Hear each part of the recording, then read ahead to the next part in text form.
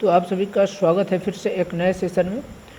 आज के वीडियो में हम लोग फिजिक्स के महत्वपूर्ण प्रश्न देखेंगे। जैसा कि आप सभी को पता होगा कि कल के डेट से ही आपका एडमिट कार्ड आ चुका है। तो जो एडमिट कार्ड न देखे हो अपना वो डाउनलोड करके देख लीजिए। अगर उसमें कुछ त्रुटि हो तो उसको सुधार कर लें, नहीं तो फिर आप दोबारा उसको नहीं करा पाएंगे, ठीक है। और उसको अच्छी तरीके से आप लोग देख लीजिए कि आपका सेंटर कहाँ पर है। तो चलिए स्टार्ट करते हैं। पहला प्रश्न है, यदि किसी वस्तु के द्रव्यमान यम को दोगुना कर दिया जाए, यानी द्रव्यमान को अगर दोगुना कर दिया जाता है तो उस वस्तु की गतिज ऊर्जा क्या होगी। ऑप्शन बोल रहा है 2 गुनी हो जाएगी, ऑप्शन बी बोल रहा है 4 गुनी हो जाएगी, ऑप्शन सी बोल रहा है आधी हो जाएगी, ऑप्शन डी बोल रहा है गतिज ऊर्जा पर द्रव्यमान का कोई प्रभाव नहीं पड़ेगा। तो उस सही उत्तर क्या हो जाएगा? सही उत्तर हो जाएगा गतिज ऊर्जा उसकी क्या हो जाएगी? 2 गुनी हो जाएगी, ठीक है। तो ऑप्शन नंबर ए सही है। दूसरा प्रश्न देते हैं, प्रत्येक वस्तु की स्थिति में परिवर्तन के लिए कार्य का होना आवश्यक है। कार्य का होना आवश्यक है या इसमें नहीं है पहले में, ठीक है। कार्य का होना आवश्यक नहीं है। दूसरा है कि कार्य का होना आवश्यक है। तीसरा है कि कार्य और स्थिति परिवर्तन में कोई संबंध नहीं है। चौथा है कार्य किया भी जा सकता है और नहीं भी किया जा सकता है। तो सही उत्तर हो जाएगा किसी भी वस्तु की स्थिति परिवर्तन के लिए कार्य किया जा सकता है और नहीं भी किया जा सकता है, ठीक है। तो इसमें उत्तर सही क्या हो जाएगा? उत्तर नंबर डी हो जाएगा। अगला प्रश्न देखते हैं, यदि पृथ्वी की त्रिज्या 1% सिकुड़ जाती है परंतु वस्तु का द्रव्यमान वही रहता है तो पृथ्वी के तल पर गुरुत्वीय त्वरण क्या हो जाएगा। तो हमको पता होगा कि इसमें गुरुत्वीय त्वरण क्या होता है। गुरुत्वीय त्वरण का जब हमको फार्मूला पता होगा तो हम लोग निकाल लेंगे। स्मॉल जी बराबर जी एम, ये कैपिटल में रहेगा, G M upon R square. अब आर यहाँ पर क्या दिया है? आर का एक बराबर क्या हो गया? त्रिज्या हो गया। यहाँ पर बोल रहा है कि अब देखिए यहाँ इसके प्रोपोर्शनल में है, यानी इसका जो हमारा निकलता है जी प्रोपोर्शनल 1/r²। इसका मतलब क्या है कि अगर हमारा गुरुत्वीय त्वरण, ठीक ना, अगर गुरुत्वीय त्वरण बढ़ेगा तो हमारा क्या होगा? ये आर मतलब त्रिज्या घटेगी, और अगर ए घटेगी तो ए बढ़ेगा। मतलब ये दोनों एक दूसरे के विपरीत हैं। अगर ए बढ़ता है तो ए घटेगा, अगर ए घटता है तो ए बढ़ेगा, ठीक है। तो इस तरीके से है, यानी हमारा उत्तर इस तरीके से देखेंगे तो कौन है? क्या वही रहेगा? नहीं रहेगा, कम हो जाएगा, कुछ नहीं कहा जा सकता, अधिक हो जाएगा। बोल क्या रहा है? पृथ्वी परंतु इसका द्रव्यमान वही रहता है लेकिन त्रिज्या सिकुड़ जाती है। त्रिज्या सिकुड़ जाती है यानी त्रिज्या जब कम होती है तो उसके गुरुत्वीय त्वरण का मान क्या होगा? तो उसके जो परंतु इसका द्रव्यमान वही रहता है तो गुरुत्वीय त्वरण क्या होगा इसका? तो गुरुत्वीय त्वरण इसका क्या होता है? बढ़ता है। क्या होगा? अधिक हो जाएगा, जी का मान अधिक हो जाए। इसका मतलब क्या हो जाएगा? उत्तर नंबर डी सही है। आप लोग इसकी तरीके से, क्योंकि इसका जो फार्मूला है, अगर फार्मूला का यूज करेंगे तो आप लोगों से अच्छी तरीके से बन जाएगा और इस फार्मूले के बेस पर आपसे प्रश्न भी आपको पूछे जाएंगे। अगला प्रश्न बोल रहा है, पृथ्वी सूर्य के चारों ओर दीर्घ वृत्तीय कक्षा में घूम रही है। इसकी चाल अधिकतम है जब यह सूर्य से बहुत दूर है, अधिकतम है जब वह सूर्य से बहुत निकट है, कक्षा के प्रत्येक बिंदु पर नियत है, लगातार घटती जाती है, ठीक ना। तो इसका सही उत्तर क्या हो जाएगा? यदि पृथ्वी सूर्य के चारों ओर, ठीक ना, ये मान लीजिए आपका सूर्य हो गया और ये जो पृथ्वी है मान लीजिए इसके चारों ओर दीर्घवृत्ताकार में गति कर रही है तो कक्षा में प्रत्येक बिंदु पर उसकी चाल जो रहती है वो क्या रहेगी? वो नियत रहती है। क्या रहती है? वो नियत रहती है। तो उत्तर नंबर क्या हो जाएगा? ऑप्शन नंबर सी सही हो जाएगा। अगला प्रश्न देखते हैं, 1 किलोवाट घंटा का जूल में मान कितना होगा। तो हम लोग 1 किलोवाट घंटा का ऐसे डायरेक्ट करने के लिए बोल दिया जाए तो डायरेक्ट तो उत्तर मैं बता दूंगा कि आंसर नंबर सी हो जाएगा, ठीक है। तो इसको आप लोग रट भी लीजिएगा अगर नहीं बनता तो। लेकिन मान लीजिए कि यहाँ पर अगर चेंज करके दे दिया जाए 1 किलोवाट के स्थान पर दूसरा कुछ, तो आप कैसे करेंगे? तो इसके लिए आपको सॉल्यूशन पता होना चाहिए कि नहीं, इसको हम किस तरीके से सॉल्व कर सकते हैं। तो पहला चीज़, बेसिक चीज़ आपको क्या पता होना चाहिए? 1 किलोवाट का मतलब क्या होता है, ठीक है। 1 किलोवाट बराबर कितना वाट होता है? 1 किलोवाट बराबर 1000 वाट। कितना होता है? 1 किलोवाट बराबर 1000 वाट। अब क्या बोल रहा है? 1 घंटा बराबर क्या होता है? 1 घंटा बराबर 1 आवर बराबर 60 इंटू 60 कितना? सेकेंड। यानी देखिए ये 60 मिनट हो गया और ये 60 सेकेंड हो गया। 60 मिनट में 60 सेकेंड होते हैं और 60 मिनट में 1 घंटा होता है। तो 1 घंटे का इसका ये इसका मतलब क्या हो गया? 3600। अब हमको क्या निकालना है? जब W का हम मान निकालेंगे तो क्या हो जाएगा? 1000 गुणे 3600, ठीक है। अगला क्या करेंगे? इसको अगर हम लोग इसको देखें तो हम लोग अलग कर लेते हैं, 36 कर लेते हैं गुणे 1 0 2 0 3 0 यहाँ है और 2 0 यहाँ है, 1 0 2 0, यानी हमारा 5 0 हो रहा है। लेकिन हमको देखिए यहाँ पर कोई भी संख्या दशमलव के अलावा कोई किसी में नहीं दे रहा है, तो हमको पहले क्या देखेंगे, इसका दशमलव में आ सकता है। तो अगर हम यहाँ पर दशमलव लगाते हैं तो क्या हो जाएगा, अगर हम यहाँ दशमलव लगाएंगे तो 1 जीरो यहाँ पर बढ़ जाएगा। क्या होगा, 1 जीरो यहाँ पर बढ़ जाएगा। ठीक है, तो 1 जीरो जब यहाँ बढ़ जाएगा तो क्या हो जाएगा, 3.6 गुणे 10 की पावर। अब पावर का मतलब क्या है कि जितने आपके जीरो हों, 1 2 3 4 5 6 जीरो आ गए तो 6 कर लीजिए। ठीक है, तो यही हमारा सही उत्तर हो जाएगा, जूल।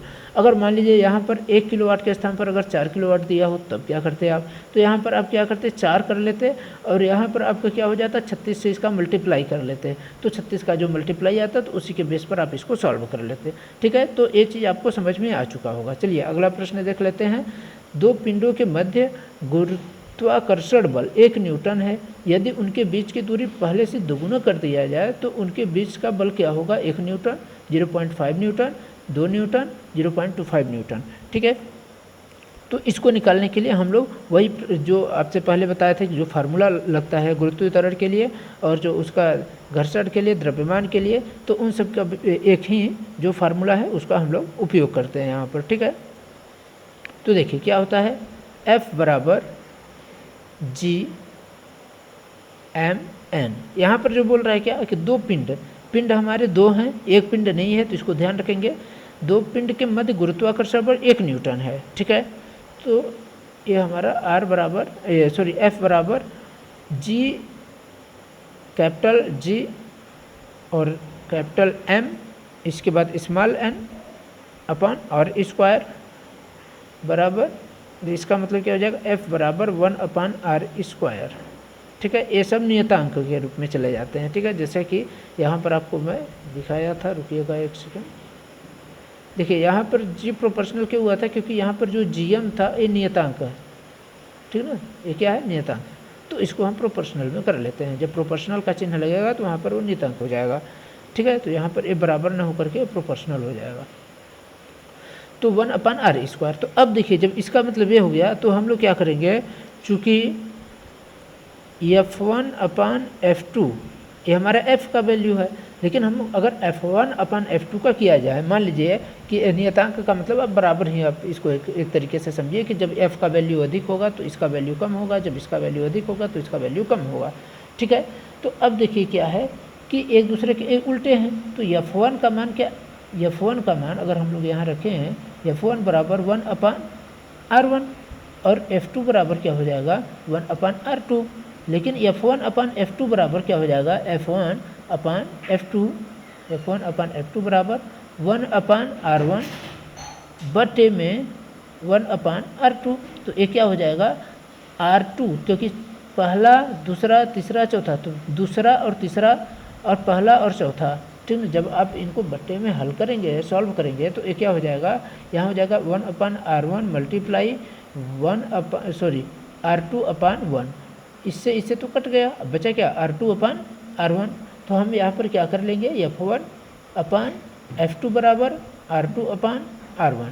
ठीक है, ये चीज़ आपको समझ में आ गया। लेकिन यहाँ आगे क्या बोल रहा है कि उनके बीच की दूरी पहले से दोगुनी कर दिया जाए। अब हम इसको क्या करेंगे, बीच की दूरी जो है उसको हम दोगुनी कर रहे हैं। ठीक है, तो 2r/, ये देखिए यहाँ r² है, इसके प्रोपोर्शनल में ये है, तो ये r² में आना चाहिए। ठीक है, क्या आएगा, r² में, तो इसको हम r² कर लेते हैं। तो यहाँ दोगुना हो गया, इसके पहले जो था उसके दोगुना हो गया, तो दोगुना r² वही रहेगा। तो r से r हमारे यहाँ कट जाता है। एक सेकेंड रुकिएगा ना, देखिए आप लोग जब भी जो फिजिक्स या मैथ के सॉल्यूशन आप देख रहे हैं तो कृपया करके आप लोग रफ पेन लेकर के बैठेंगे, क्योंकि आप लोगों को करना है। वो तो मैं यहाँ पर आपको बता दे रहा हूँ, बाकी तो आप ही लोगों को करना है। तो अगर आप बार बार प्रैक्टिस करेंगे तो आप लोगों के लिए ज़्यादा सही रहेगा। ठीक है, तो मैं ये बता रहा था यहाँ पर, तो स्क्वायर हो गया, r से r आपका कट गया।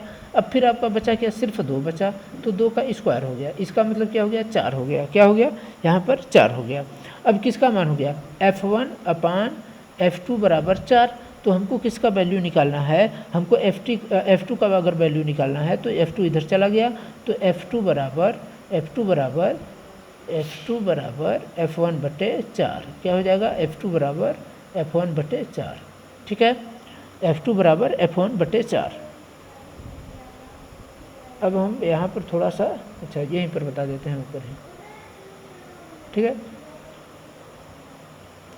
अब F1, अब देखिए किसी भी चीज़ का अगर मान लीजिए F1 दिया है, अगर हम उसको हटा दें F1 को, क्योंकि अगर फोर्स के बारे में डायरेक्ट अगर बात किया जाए तो क्या होगा, मान लीजिए 1/4 दिया गया है। अब 1/4 का वैल्यू क्या होता है, 0.25 होता है। क्या होता है, 0.25 होता है। और F फोर्स हो गया आपका, तो क्या हो जाएगा इसका पूरा मिला करके 0.25 इंटू फोर्स कितना दिया गया है कि 1 न्यूटन बल लग रहा है। कितना लग रहा है फोर्स, 1 न्यूटन बल, 1 न्यूटन इसमें बल लग रहा है। तो क्या हो गया 0.25 न्यूटन। कितना हो गया 0.25 न्यूटन। तो हमारा सही उत्तर क्या हो जाएगा 0.25। देखिए किस में है, ऑप्शन नंबर हमारा डी, यही हमारा सही उत्तर हो जाएगा।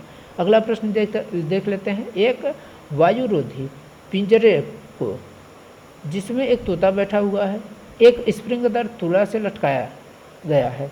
यदि तोता पिंजरे के भीतर उड़ना शुरू करता है तो तुला का पाठ्यकांक क्या होगा। पाठ्यकांक वही रहेगा, नहीं बदलेगा, या बदलेगा, या बढ़ेगा, या घटेगा। ठीक है, तो इसमें 4 ऑप्शन दिए हैं कि बदलेगा, घटेगा, या नहीं बदलेगा, या फिर बढ़ेगा, या फिर घटेगा। ठीक है, तो इसमें क्या होगा कि जब वायुरोधी जो पिंजरा है तो उसमें जब तोता उड़ना प्रारंभ करेगा तो उसके पाठ्यांक में कोई भी परिवर्तन नहीं होगा। ठीक है, तो क्या होगा, इसमें कोई चेंज नहीं होगा। अगला प्रश्न देख लेते हैं। एक वस्तु का संवेग, अब इसके लिए थोड़ा सा मुझे इसको फिर से साफ करना पड़ेगा।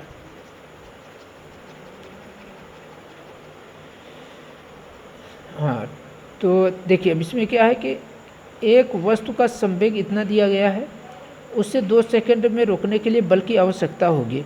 तो इसके लिए बल के बराबर सूत्र हम लोग को पता है, बल बराबर संवेग में परिवर्तन, संवेग में परिवर्तन बटे समय का अंतराल, समयांतराल। ठीक है, तो संवेग में हमारा परिवर्तन हो रहा है क्या, हाँ हो रहा है। कितना हो रहा है संवेग में हमारा परिवर्तन, संवेग एक वस्तु का संवेग 10 किलोग्राम मीटर प्रति सेकेंड है। तो यानी क्या हो गया 1 माइनस 10, यानी 0 से 10 हो रहा है ना मीटर प्रति सेकेंड। संवेग क्या है कि 0 से स्टार्ट होगा तो 10 होगा, तो 0 माइनस 0 से स्टार्ट होगा तो 0 माइनस 10 होगा। 1 से तो स्टार्ट नहीं होगा, 0 से स्टार्ट होता है, तो 0 माइनस 10। और क्या बोल रहा है कि उसे 2 सेकेंड, समय का अंतराल कितना है 2 सेकेंड दिया जा रहा है। तो कितना हो गया 2 बराबर क्या हो जाएगा -10/2। तो हमारा क्या आ गया 5 आ गया, सॉरी -5। लेकिन ऋणात्मक चिन्ह जो होता है वो प्रदर्शित क्या करता है, यहाँ पर ये जो -5 दिया गया है तो इसमें ये ऋणात्मक चिन्ह क्या बताएगा कि वस्तु पर जो आरोपित बल है वो जो उसमें वस्तु की दिशा है उसके विपरीत में है। ठीक है, अगर जैसे मान लीजिए वस्तु इधर साइड है तो इसके विपरीत में उस पर जो आरोपित बल होगा वो लगेगा, तो इसमें माइनस होता है। लेकिन अगर प्लस में रहता तो उसी दिशा में होता। ठीक है, जैसे क्योंकि अगर ऊर्जा की हानि कब होती है हमारी, जब उसके विपरीत कोई कार्य किया जाता है। तो इसमें अगर विपरीत किया जा रहा है तो इसमें माइनस होगा। तो चलिए अगला प्रश्न देख लेते हैं। 4 कुंटल का एक लठ एक ट्रैक्टर के पीछे बंधा है। ट्रैक्टर लठ को 2000 न्यूटन के बल से खींचता है और पृथ्वी लठ पर P न्यूटन का घर्षण बल लगाती है, जिससे लठ 2 सेकंड में 6 मीटर खिसक जाता है। तो लठ पर लगने वाला बल क्या है। तो सबसे पहले इस टाइप के जो प्रश्न आते हैं तो उनके लिए हम लोग देख लेते हैं कि हम किस तरीके से हम इसको सॉल्व कर लेते हैं, इसमें हमारा कौन सा फार्मूला लगेगा। तो पहले देख लेते हैं इसमें हमको दिया क्या विस्थापन दिया है। हाँ, विस्थापन तो हमारा दिया है कि 6 मीटर वो खिसक रहा है, यस बराबर 6 मीटर। ठीक है, क्या हमको टाइम दिया है, हाँ टाइम दिया है, टाइम बराबर कितना दे रहा है 2 सेकंड। ठीक है, इसके बाद हमको क्या और कुछ चीज़ दिख रहा है यहाँ पर जिसका हम उपयोग कर सकते हैं, नहीं दिख रहा है। तो हमारा ये जो फार्मूला होता है S बराबर ut प्लस 1/2 AT²। अब हमारे क्या प्रारंभिक स्थिति दिखा रही है 6 मीटर खिसक तो गया, लेकिन कितना स्थिति पर, क्या पहले से 20 मीटर पर था तो उससे 6 मीटर खिसका, या 0 पर था, कुछ यहाँ नहीं बता रहा है। तो हम लोग क्या मानेंगे u बराबर 0 मानते हैं, क्योंकि यहाँ पर कुछ इसका नहीं दिया गया है। तो S बराबर 6 ले लेते हैं, u बराबर 0 का t के साथ मल्टीप्लाई करेंगे 0 प्लस 1/2 a है तो a मल्टीप्लाई t का वैल्यू 2 है तो इसका स्क्वायर, ये हमारा 6 बराबर 0 प्लस a/2 मल्टीप्लाई 4, ये हमारा हो गया मल्टीप्लाई 4। अब हम लोग क्या करेंगे, अब हम लोग यहाँ इससे काट लेते हैं, काट देंगे तो क्या हो जाएगा हमारा 2 हो जाएगा, यानी 6 = 2a, यानी a का वैल्यू हम अगर निकालेंगे यहाँ से तो हमारा a का वैल्यू क्या आ जाएगा 3, क्या आ गया 3 मीटर पर सेकेंड स्क्वायर या 3 मीटर प्रति सेकेंड स्क्वायर, ठीक है। लेकिन सेकेंड स्क्वायर जो होता है उसको हम लोग अब अच्छा ये तो हमारा a का वैल्यू सिर्फ त्वरण का वैल्यू निकाला है, ठीक है, 3 मीटर प्रति सेकेंड स्क्वायर। अब इसमें जो प्रभावी बल होगा तो वो क्या होगा, F बराबर, क्योंकि इसमें घर्षण बल पूछ रहा है ना, F बराबर क्या हो जाएगा आपका, जो इसमें कितने बल का लग रहा है, इसमें हमारा लग रहा है कि 2000 न्यूटन बल, 2000 न्यूटन बल माइनस P न्यूटन का उस पर घर्षण लग रहा है, तो जो हमारा F का वैल्यू हो गया, F बराबर क्या होता है, F बराबर ma होता है। तो मास हमारा कितना दिया है, मास बराबर 4 कुंटल, और 4 कुंटल बराबर 1 कुंटल बराबर कितना होता है 100 किलोग्राम, तो 4 कुंटल बराबर कितना हो जाएगा 400 किलोग्राम। तो हम लोग इसमें देखिए, इसको इस टाइप के जो प्रश्न है इसमें हर चीज़ को तो बहुत ध्यान से रखेंगे। ये हमारा m का वैल्यू है, या हमारा फोर्स का वैल्यू, मतलब सॉरी फोर्स बोल रहा हूँ, यहाँ पर जो आपका दिया गया है कि इतने न्यूटन बल, यहाँ पर मान सकते हैं फोर्स ही, लेकिन फोर्स डायरेक्ट इसको नहीं मानेंगे अब, ठीक है। और यहाँ पर जो प्यू न्यूटन बल का इसमें घर्षण लग रहा है तो इसको इसमें माइनस करेंगे।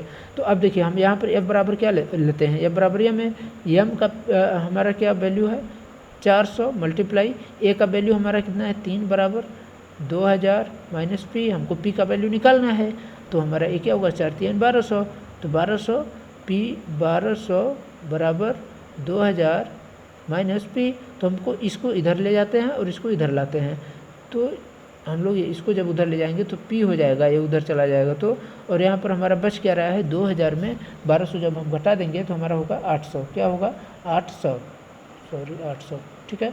तो हमारा p का वैल्यू कितना हो गया 800। अब 800 वाला हम लोग देखिए इसमें ऑप्शन नंबर सिर्फ b हमको 800 वाला दिख रहा है, तो हमारा सही उत्तर क्या हो जाएगा 800 Newton.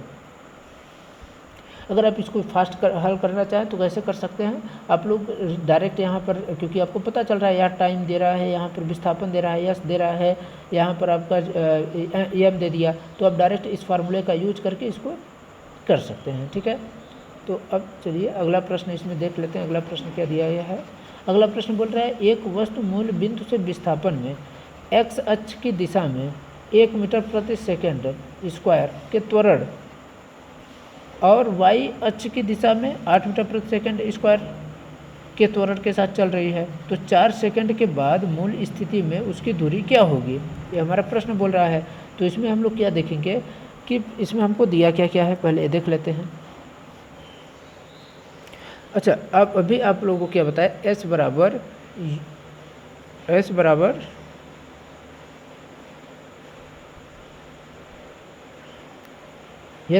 ut plus 1/2 AT square, लेकिन यहाँ अक्ष की बात किया जा रहा है, वही चीज़ है, सेम वही विरामावस्था है, यानी u का स्थिति हमारा दिया है, हर चीज़ दिया है।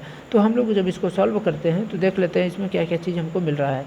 तो एस एक्स स्थिति के लिए एस एक्स इक्वल टू जहाँ पर you x T plus 1/2 A x into T square, ठीक है।